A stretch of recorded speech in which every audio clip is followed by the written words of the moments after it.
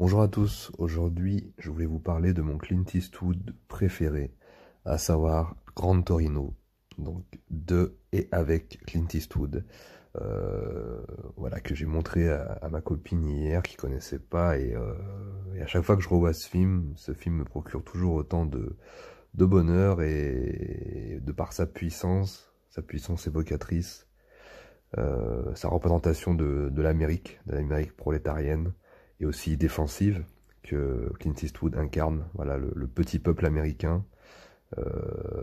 cette figure iconique du cinéma américain, à travers le rôle de Clint Eastwood qui est ce vieux monsieur, voilà, de la classe moyenne américaine, qui a bossé à l'usine toute sa vie, qui a fait la guerre de Corée, qui a survécu, qui a eu une famille, des enfants, une femme, et qui, voilà, qui a vécu dans l'American Way of Life d'après-guerre, et qui finalement est en perte de sens face à une Amérique totalement désaméricanisée, totalement anti monde d'avant, tout le monde qu'il a connu avant. Voilà, le monde un peu des hommes, des gens qui ont un petit peu d'honneur et un petit peu de couilles. Le film est un, est un plaidoyer euh, à la,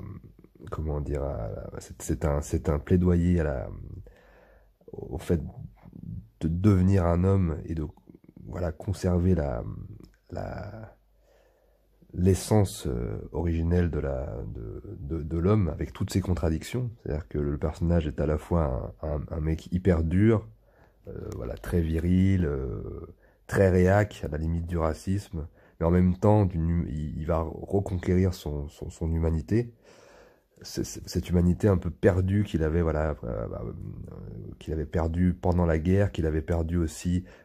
tout l'espoir qu'il avait mis dans ses enfants, qui ne se trouvent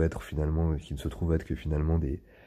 voilà, des bourgeois du monde postmoderne américain, qui n'ont qu'une seule idée en tête, c'est de récupérer sa maison, son héritage et de le foutre dans un hospice pour vieux, ce qui est la représentation absolue de la de l'homme postmoderne, c'est-à-dire de la figure voilà, postmoderne à travers les enfants, à travers les adultes totalement aliénés à la loi du marché et à la loi de la consommation américaine. Et c'est toutes ces pertes de valeur en fait fondamentales que le personnage de Clint Eastwood avait et dont il trouve voilà, toutes ces valeurs ont disparu autour de lui, y compris au sein de sa famille, et il va les récupérer. En fait, il va les redécouvrir, se reconnecter finalement à travers une civilisation totalement opposée à la sienne, puisqu'il a en fait il a à travers ses voisins asiatiques, il va redécouvrir, voilà, les valeurs un petit peu d'antan, un petit peu traditionnelles, un petit peu humaines, avec la chaleur humaine d'ailleurs à travers la nourriture. Au début, il va être hyper réticent avec cette famille, voilà, asiatique. Et puis finalement,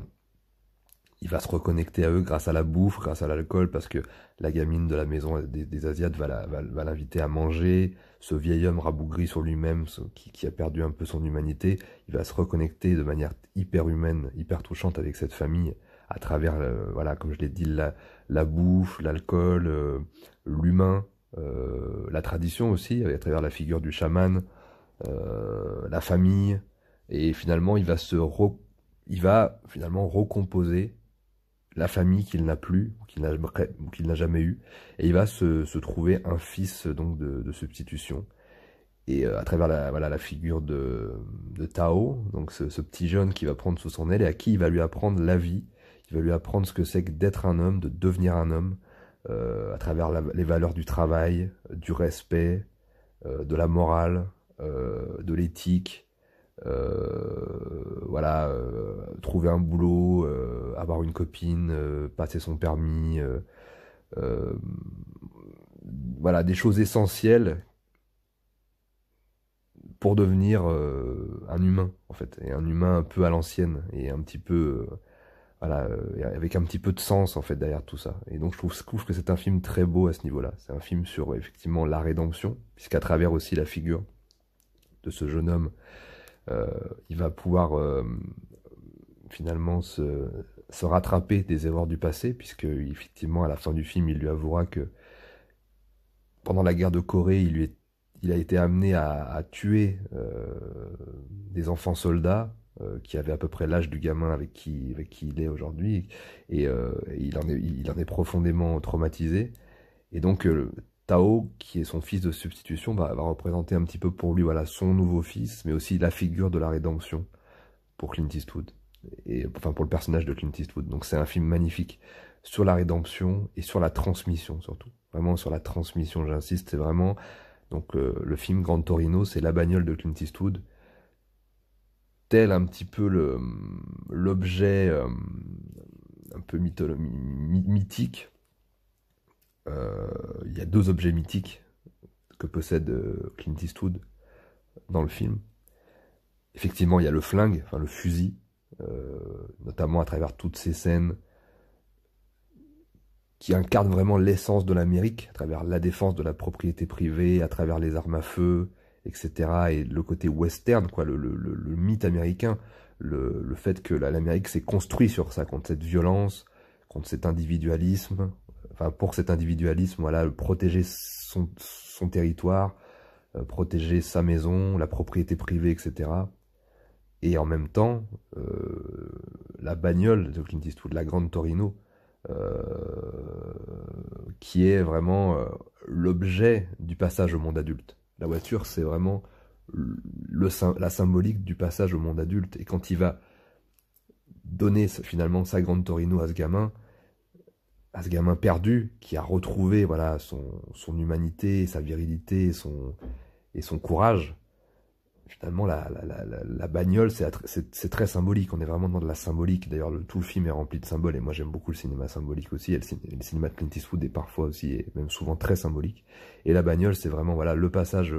à l'âge adulte, quand on passe le permis. Voilà, c'est vraiment le moment où on devient adulte. En tout cas, dans le monde consumériste et dans le monde occidental. C'est symbolisé par ça. Et le fait qu'il lui refile sa Grande Torino, qui est une bagnole magnifique, qui est une bagnole faite on va dire le monde artisanal et le monde de l'usine du monde d'avant, quoi, qui est très beau, qui est l'opposé total de la laideur du monde moderne, enfin du monde post-moderne en tout cas, et qui représente la modernité dans ce qu'elle avait de plus belle et de plus voilà. Et donc il lui transmet sa bagnole et effectivement voilà, c'est un film très simple, d'une simplicité incroyable mais en même temps très riche, très profond sur vraiment voilà la quête de sens, la rédemption et puis surtout la transmission. Voilà, c'est un des plus beaux films à la fois violent et humaniste que j'ai jamais vu de ma vie, que je revois vraiment régulièrement plusieurs fois par an. Et ça achève vraiment l'idée pour moi que Clint Eastwood, plus le temps passe et plus vraiment c'est mon réalisateur préféré de tous les temps, principalement dans les films enfin, dans lesquels il joue lui-même, mais aussi les films simplement qu'il réalise. Voilà, c'est une des, voilà, une des pièces maîtresses vraiment de sa filmo. En tout cas, moi personnellement, c'est mon plus grand Clint Eastwood, c'est mon film préféré, et c'est en fait par ce film-là que je l'ai redécouvert, puisque moi, mon grand-père était également fan de Clint Eastwood à travers la figure, évidemment, de l'homme sans nom, de Bon la brute et le truand, etc., la trilogie du dollar, et aussi de l'inspecteur Harry. Donc voilà, et mon grand-père en plus a beaucoup de similitudes avec Clint Eastwood, comme je l'ai déjà expliqué dans une vidéo précédemment, donc c'est un personnage et un acteur qui me touche beaucoup à travers mon grand-père. Donc mon grand-père m'a transmis ça et moi j'ai redécouvert Clint Eastwood vraiment à l'orée de la diffusion voilà, de Gran Torino que j'avais vu en salle à l'époque je crois et que j'avais vraiment adoré. Donc voilà, chef-d'œuvre absolu pour moi de Clint Eastwood sur la rédemption et la transmission. Voilà, je vous embrasse, vive Clint Eastwood, vive les héros, vive le cinéma et vive la France. À bientôt.